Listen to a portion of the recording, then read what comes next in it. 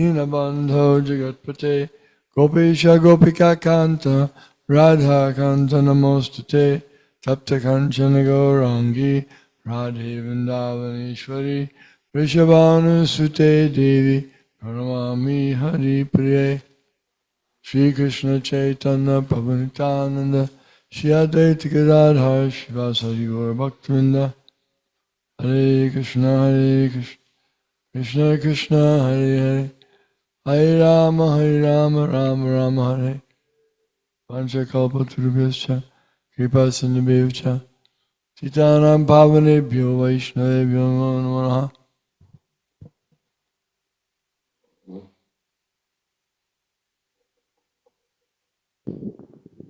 Today we'll begin from chapter 10, text 6. Chapter 11, text 6.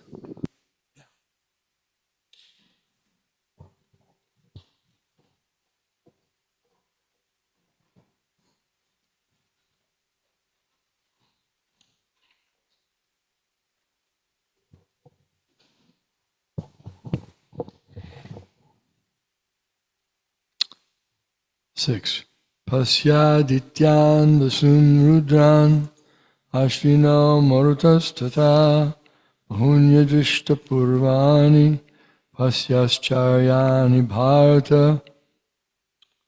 Translation. O best of the Bharatas,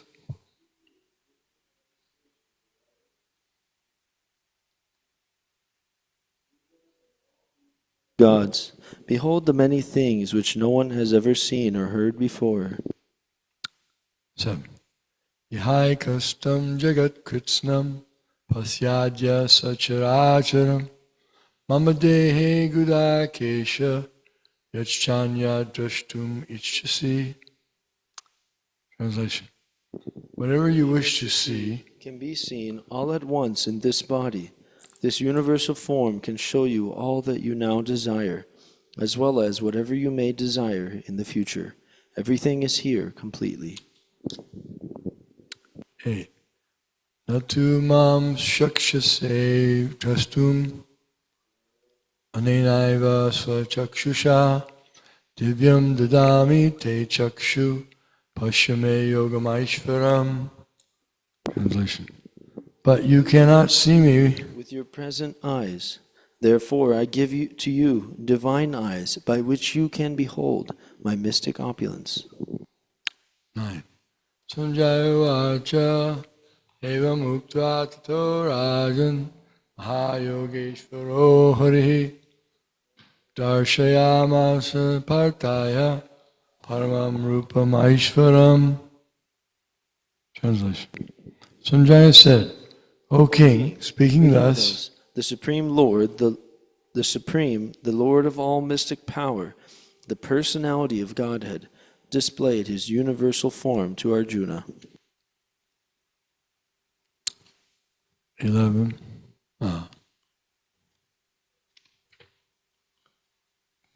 10 and 11. Aneka bhaktram nayanam, aneka bhutam darshanam, aneka divya bharanam, divyaneko jyatayudham,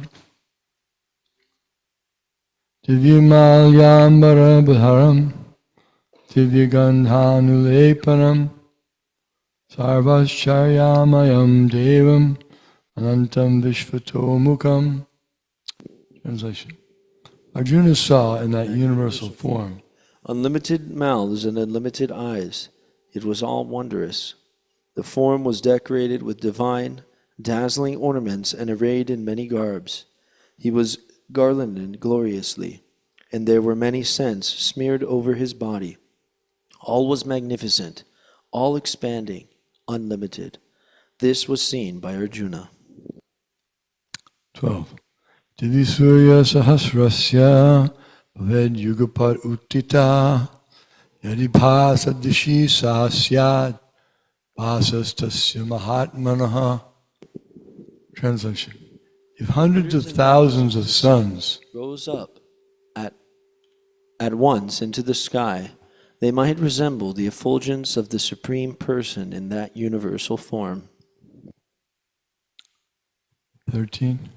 tatraikastam jagat kritsnam pravibhaktam anekada apasya devasya sharire pandavastada. Translation. At that time, Arjuna could see in the universal form of the Lord the unlimited expansions of the universe situated in one place, although divided into many, many thousands. 14. Tatasa Vishmaya Vishto Rishtaroma Dhananjaya Pranamya Shirasa Devam Kirtanjalir Adbhashita. Translation. Then, bewildered and astonished, his hair Standing on end, Arjuna began to pray with folded hands, offering obeisances to the Supreme Lord. 50. Arjuna Uvacha Pasyami Devam Stavadeva Dehe Sarvang Sata Bhuta Vishesha Sangam Amanamisham Kamalasanastam Rishimsha Sarvan Urugamsha Divyan. Translation. Arjuna said, My dear Lord Krishna, I see assembled together in your body all the demigods and various other living entities. I see Brahma sitting on the lotus flower, as well as Lord Shiva and many sages and divine serpents. And finally, 16. Aneka bahudara vaktra netram pasyami tvam sarvato nantarupam nantam na madhyam na punastavadim pasyami vishveshvara vishvarupa. Translation. O Lord of the universe, I see in your universal body many, many forms, bellies, mouths, eyes, expanded without limit. There is no end, there is no beginning, and there is no middle to all this. go back to text 6.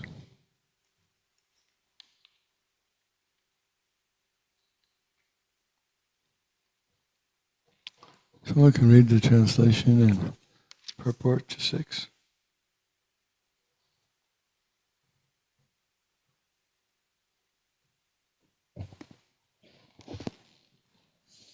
Text 6. O best of the Bharatas, see here the different manifestations of Adityas, Rudras, and all the demigods. Behold the many things which no one has ever seen or heard before. Purport. Even though Arjuna was a personal friend of Krishna and the most advanced of learned men, it was still not possible for him to know everything about Krishna. Here it is stated that humans have neither heard nor known of all these forms and manifestations. Now Krishna reveals these wonderful forms.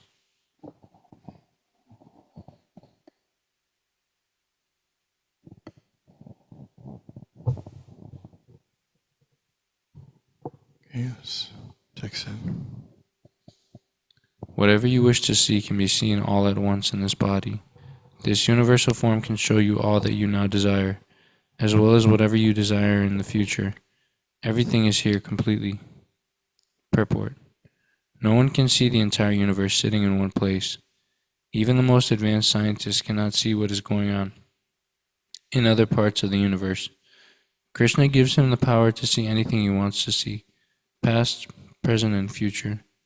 Thus, by the mercy of Krishna, Arjuna is able to see everything.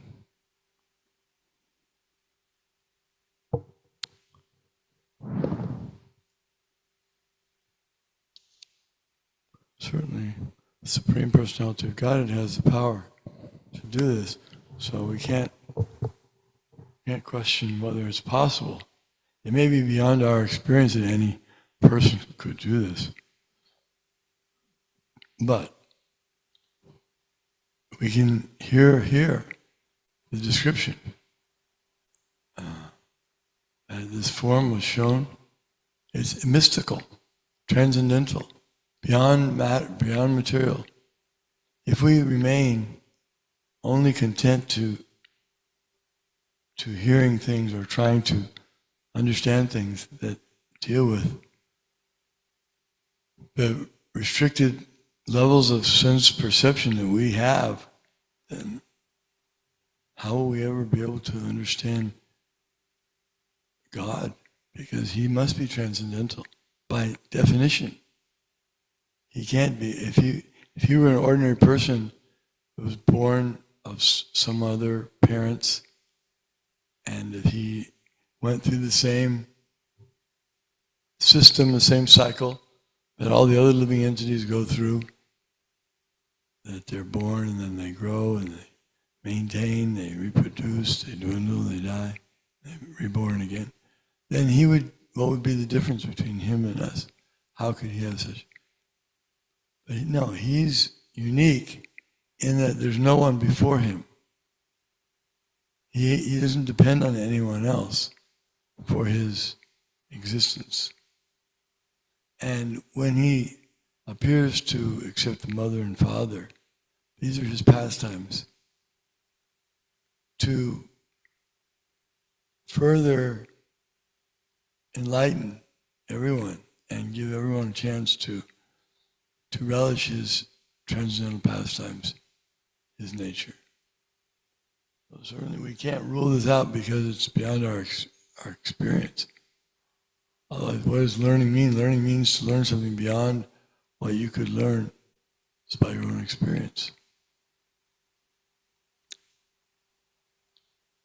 And fortunately, we have Arjuna to be the student, because he asks the proper questions and he responds in the proper way. He has the proper respect for Krishna.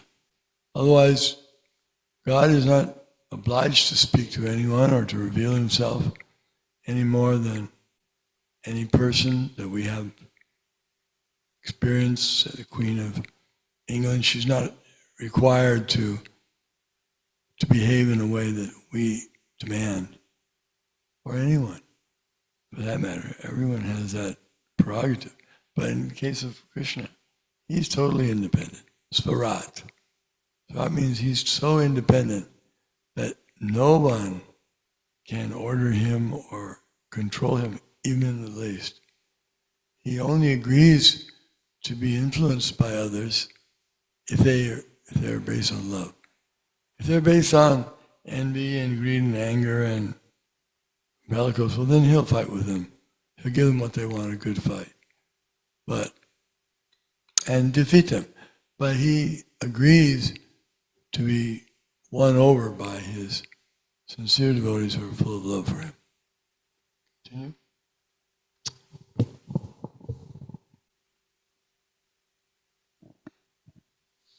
But you cannot see me with your present eyes. Therefore I give to you divine eyes by which you can behold my mystic opulence. Purport. A pure devotee does not like to see Krishna in any form except his form with two hands. A devotee must see his universal form by his grace, not with the mind, but with spiritual eyes. To see the universal form of Krishna, Arjuna is told to change his mind. Arjuna is told not to change his mind, but his vision. The universal form of Krishna is not very important. That will be clear in the verses. Yet because Arjuna wanted to see it, the Lord gives him the particular vision required to see that universal form.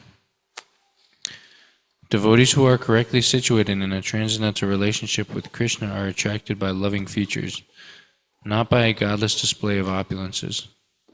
The playmates of Krishna, the friends of Krishna, and the parents of Krishna never want Krishna to show his opulences. They are so immersed in pure love that they do not even know that Krishna is the Supreme Personality of Godhead. In their loving exchange, they forget that Krishna is the Supreme Lord.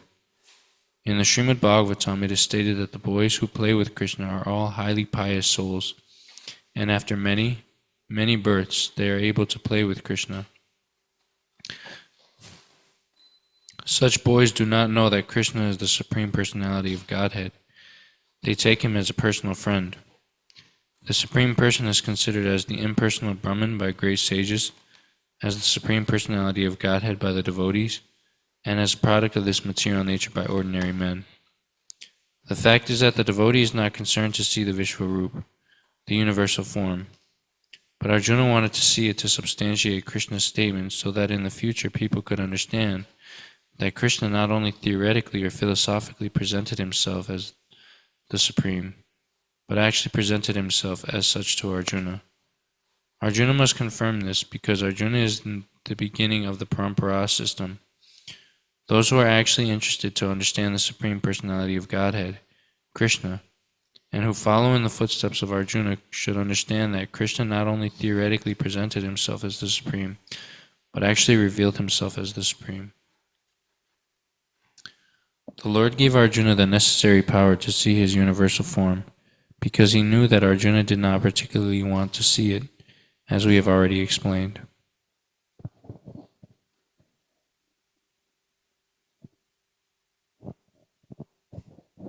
Does anybody have any more? We can go deeper here.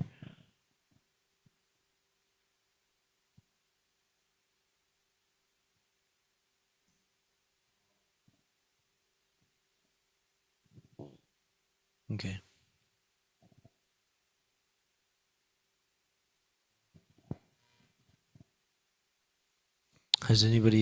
Did anybody see this form, this picture before?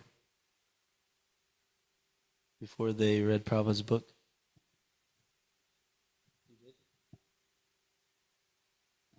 Yeah, this image, let's look at the plate real quick just to get the nectar.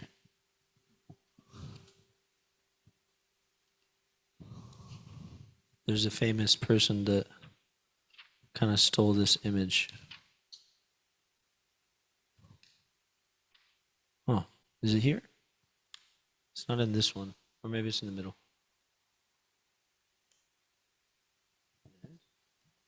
Yeah, the end. Plate 31. Right? Right, Jagannath?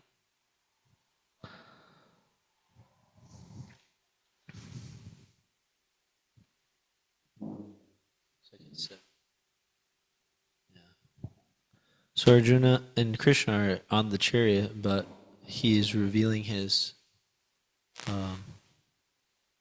universal form. So this is what we're going to hear about over the next few texts. Many faces and eyes and arms and serpents, fragrances smeared over his body. Basically, he can see everything all at once, which is not possible. But by the grace of Krishna, then he can see it. Okay, so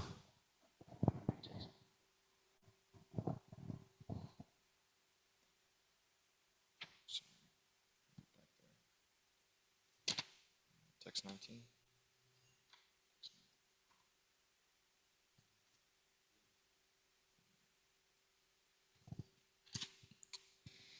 Okay.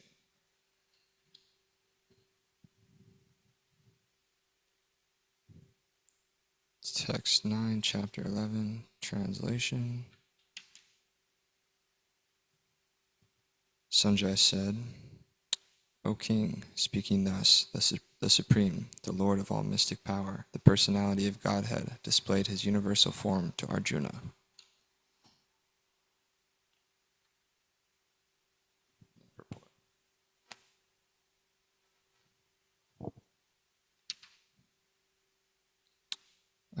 Chapter 11, text 10, translation. Arjuna saw in that universal form unlimited mouths and unlimited eyes. It was all wondrous. The form was decorated with divine, dazzling ornaments and arrayed in many garbs. He was garlanded gloriously, and there were many scents smeared over his body. All was magnificent, all expanding, unlimited. This was seen by Arjuna. Purport. These two verses indicate that there is no limit to the hands, mouths, legs, etc. of the Lord. These manifestations are distributed throughout the universe and are unlimited. By the grace of the Lord, Arjuna could see them while sitting in one place. That is due to the inconceivable potency of Krishna.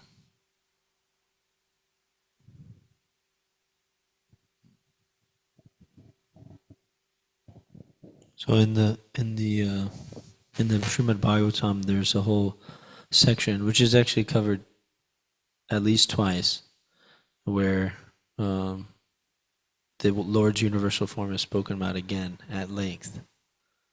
So we touched base on that a couple times now. And then in the Bhagavad Gita, it comes preliminarily. So this idea of like personal like appendages that belong to the Lord's body are compared to different things. So does anybody remember some?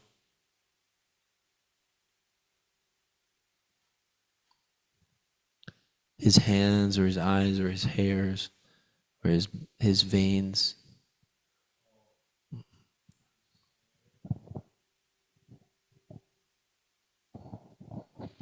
His hair are the clouds. The hairs on his body are the trees. The rivers are his veins.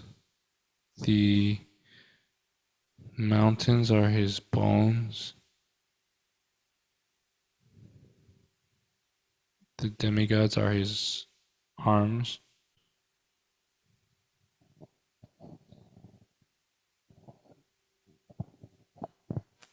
So this is actually an important step for the aspiring transcendentalist to go beyond the impersonal conception of God or the absolute truth to the personal conception.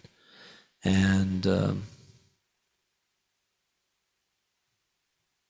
that's discussed a lot in the purports in the Srimad Bhagavatam. But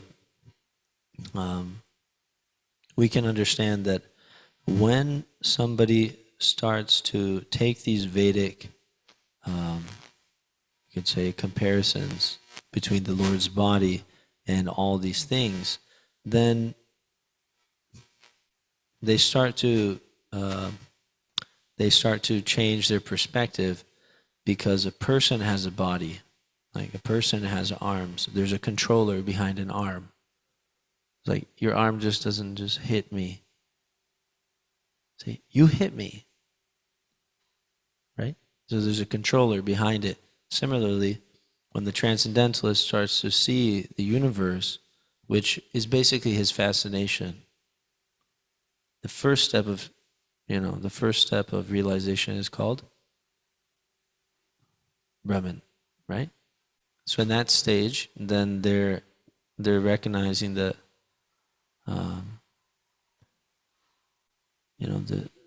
basically they're worshiping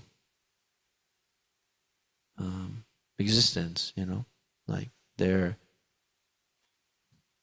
understand that everything is actually spiritual, or they're after that spiritual substance which is behind everything.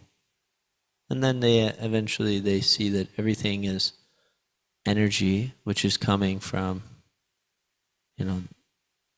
energy itself, or, spirit, like that, is the worshipable object, but it doesn't have a personality.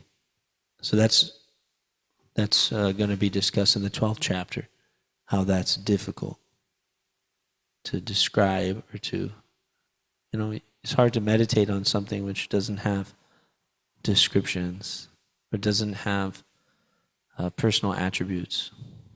Just like when you close your eyes, so many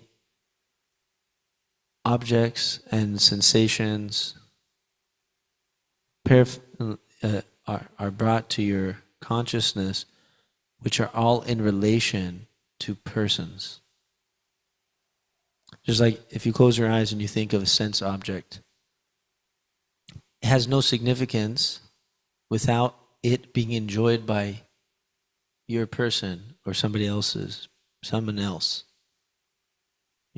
So or we think of persons, we think of somebody that we know or somebody that we did know, like that. So the mind naturally gravitates towards persons. So Krishna will discuss how it gets difficult. Anyway, so this is the person that's in the Brahman, their conception of the absolute truth. They don't necessarily have a tinge of devotion yet. When it becomes tinged with devotion, then they start making further advancement. So these descriptions of the Lord's transcendental or universal form are supposed to bring some appreciation out of the individual living entity for the person behind everything, the source of Brahman or Pada Brahman, like that. Okay, let's continue.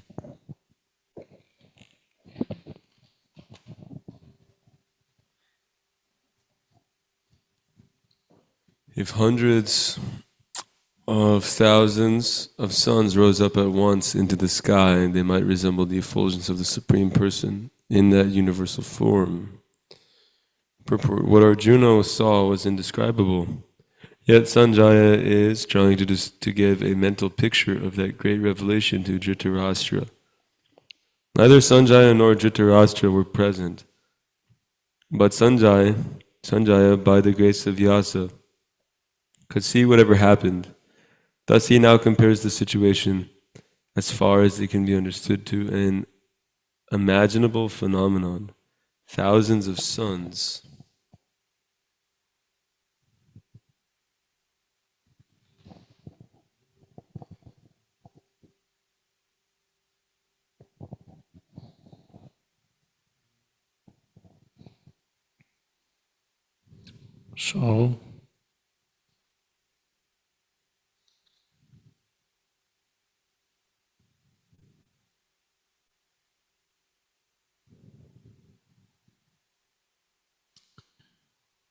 So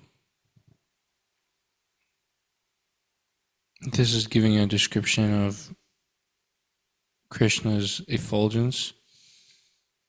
We understand from scriptures that his effulgence is the light that pervades all of the universes. And it's even the light that lights up the spiritual world. It said that every day is a day of spring in the spiritual world, and that doesn't really relate, but the spiritual effulgence of Krishna, it lights up both the spiritual and the material worlds. So everything that we see, everything that we can perceive with our eyes is actually the effulgence. Every light that we have in this world and in the spiritual world, it's an expansion of Krishna's effulgence.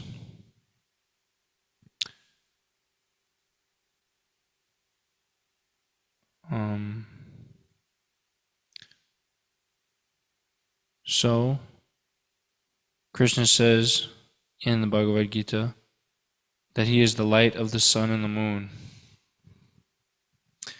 And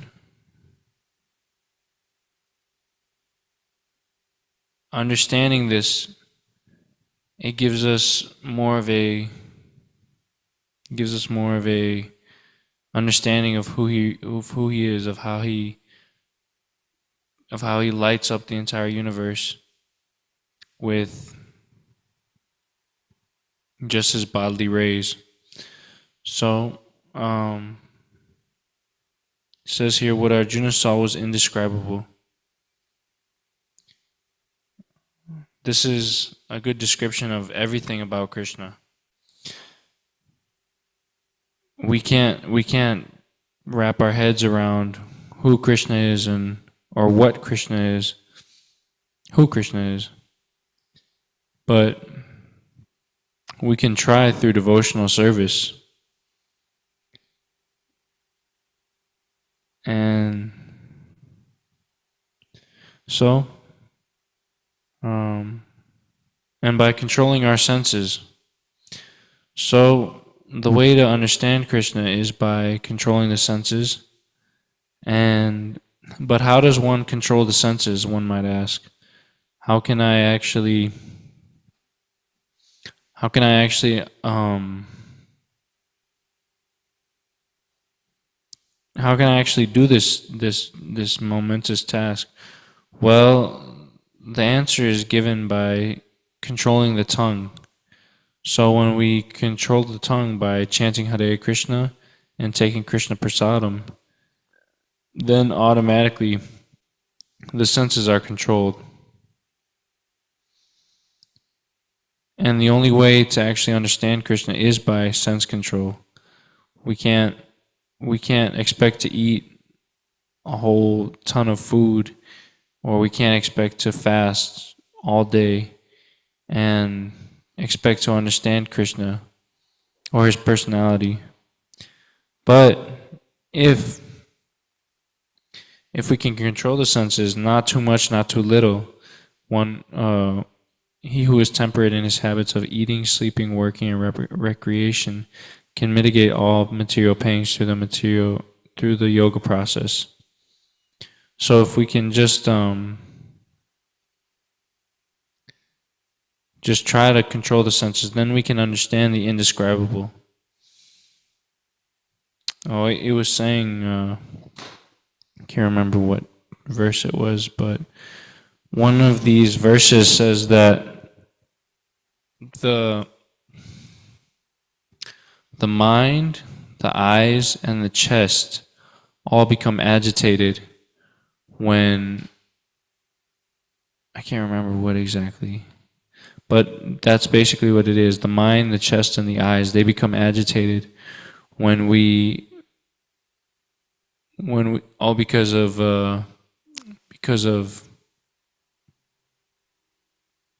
material lust, lust coming from sex desire. So in order to control the senses, we have to subdue the senses of the mind, the eye, not everything like that, but basically, yeah, we have to try to control these things, and that's how we can ultimately understand Krishna.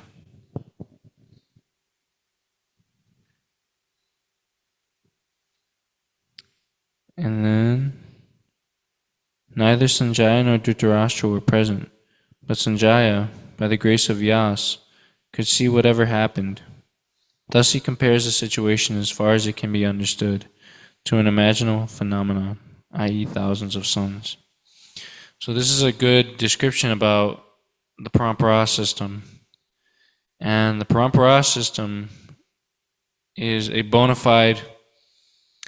legitimate way of understanding spiritual knowledge. It's the only way of understanding spiritual knowledge.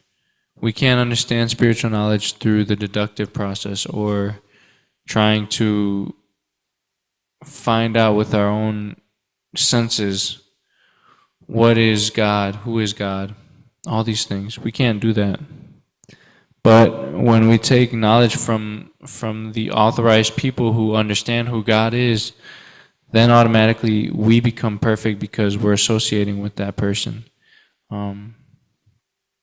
Because the Parampara starts with Krishna, and Krishna hands it down to Brahma, and Brahma hands it down to Narada, and so on and so forth, until it comes to Srila Prabhupada and our guru, whoever our guru is. So Krishna, he gives knowledge of himself from himself to his disciple, and those disciples pass it down unto the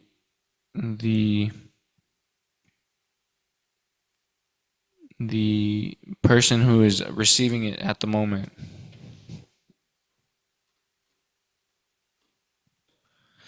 So, very good to be in the disciplic succession. Very, very good. Because then you can see all these things. You can't understand what Krishna is you can't get all these mystical opulences, not opulences, but you can't get all these mystical experiences if you're not in connection with Krishna's parampara. So it behooves us to actually to try to learn this science from whoever is teaching exactly what Krishna taught in the Bhagavad Gita. Okay.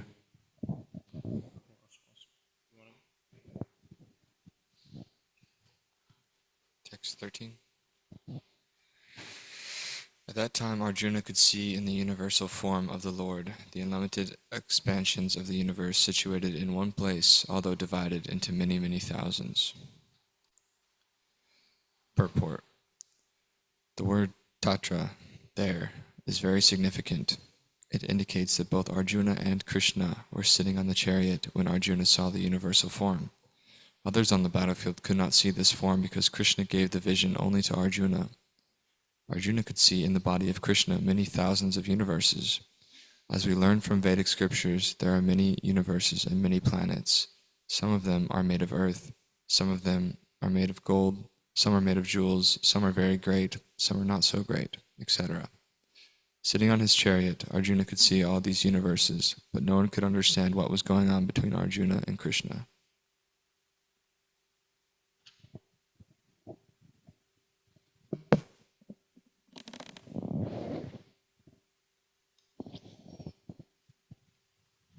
So Prabhupada here is highlighting that the description here indicates that this was something going on between Krishna and Arjuna on the chariot.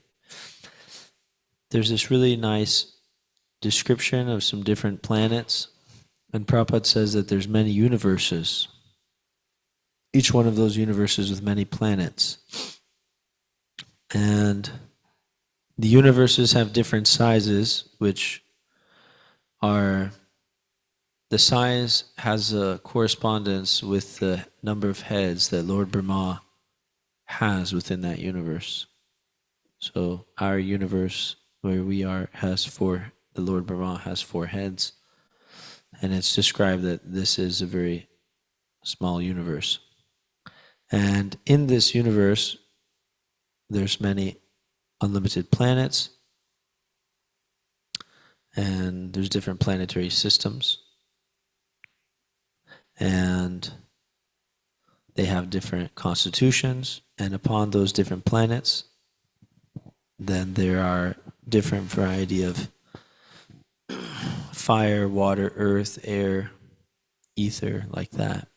And then the bodies of the living entities, or the bodies of the living beings upon those planets, corresponds with, the type of environment that they're in.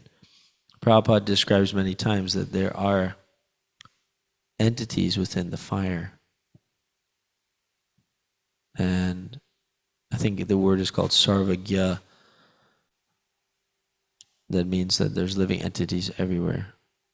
Maybe it's not exactly that. But there's living entities distributed everywhere, and that means that there are some beings that have bodies which are made out of fire, water, like that. So there's this really nice thing which this universal form should bring about humility, which we will see is exactly how Arjuna feels. Arjuna feels himself very small before the universal form of Krishna. And Prabhupada many times has discussed how we are so insignificant. And basically Krishna consciousness means that we recognize Krishna's supremacy and we recognize our inferiority. We are insignificant or infinitesimal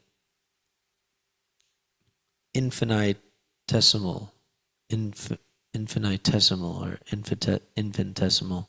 We're very small, minute. Anu versus Vibhu, which means great. So We are very small. And so then when we think of this, there's many universes, which as Jagannath was saying, are all filled with the light from Krishna's body, transcendental body. And in those universes, there's so many planets, right? And upon one of those in one of those universes, there's this Earth, and on that Earth, there's this continent, and on that continent, there's this city, and on that city, there's this. What?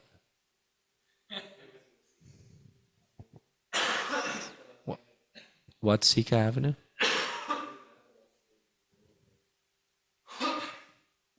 So Rishi's remembering one of the times. I was just hearing a lecture in like 1966 from Prabhupada where he's doing the same thing. So he mentions it multiple times. There's one, you want to tell it? No, it's the same principle that basically we're, there's one devotee named Tamal Krishna Maharaj, right? So he had he was a very expert controller, manager, organizer, and that type of nature has its things. Anyway, so then our Srila Prabhupada was saying there's this universe out of so many unlimited universes emanating from the body of Mahavishnu. Then there's this one that we're in, and then there's this Earth planet. Out of all the planets, there's this Earth planet, and then on that Earth planet, then there's this United States, and then there's this city, and like that, and then there's you. Basically thinking that you're the boss. So we're not the boss; we're the Das. Right? Krishna's the boss. I'm the Das. That's what Krishna Shravana says. All right. Anyway, so this is the kind of reflections that we can have when we see that how great Krishna is. And of course, Arjuna already knew how great Krishna was. And again and again and again, Prabhupada mentions we have to understand that Arjuna was asking these questions for our benefit. That's important. And actually, just like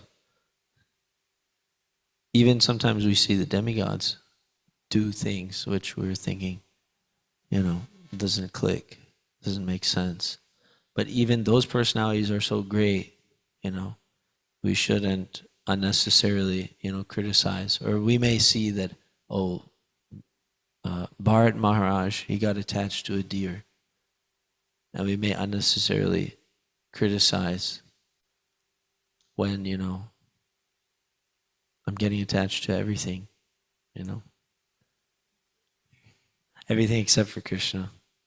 Anyway, so, but in particular, the pure devotees, they get covered by Yoga Maya to enact these pastimes. So Arjuna already knew that Krishna was great, but just as Maharaj was saying, we're very fortunate that Arjuna was a perfect student. So he walked through all those steps which are necessary for us. And many of us, when we see this, when we hear this 11th chapter, it is very impressive. It's very cool. And it makes us feel like Krishna is cool because we know that he made the form. He showed the form. Anyway, some thoughts. So then there's text 14. Then, bewildered and astonished, his hair standing on end, Arjuna began to pray with folded hands, offering obeisances to the Supreme Lord. Purport. Once the divine vision is revealed, the relationship between Krishna and Arjuna changes immediately. Before, Krishna and Arjuna had a relationship based on friendship. But here, after the revelation, Arjuna is offering obeisances with great respect. With folded hands, he is praying to Krishna. He is praising the universal form. Thus, Arjuna's relationship becomes one of wonder rather than friendship. Great devotees see Krishna as the reservoir of all relationships. In the scriptures, there are 12 basic kinds of relationships mentioned. and all of them are present in Krishna. It is said that he is the ocean of all the relationships exchanged between two living entities, between the gods or between the Supreme Lord and his devotees. It is said that Arjuna was inspired by the relationship of wonder, and in that wonder, although he was by nature very sober, calm, and quiet, he became ecstatic. His hair stood up, and he began to offer his obeisances unto the Supreme Lord with folded hands. He was not, of course, afraid. He was affected by the wonders of the Supreme Lord. The immediate context is wonder. His natural loving friendship was overwhelmed by wonder, and thus he reacted in this way.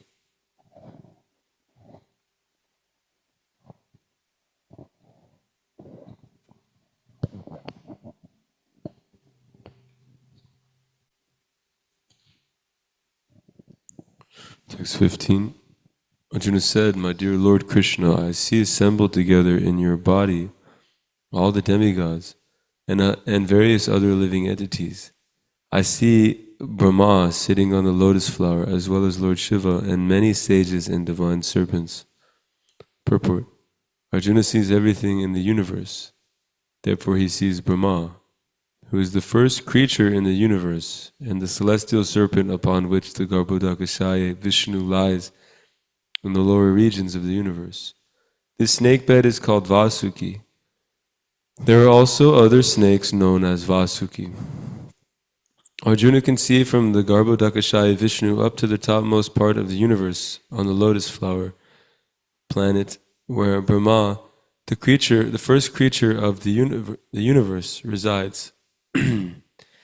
That means that from the beginning to the end, everything can be seen by Arjuna, sitting in one place on his chariot. This was possible by the grace of the Supreme Lord Krishna.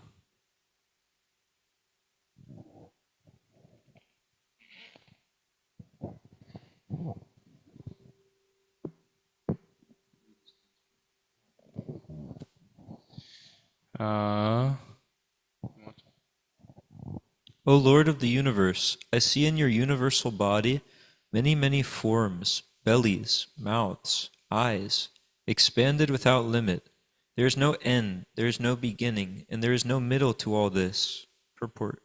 Krishna is the Supreme Personality of Godhead and is unlimited. Thus, through him, everything could be seen.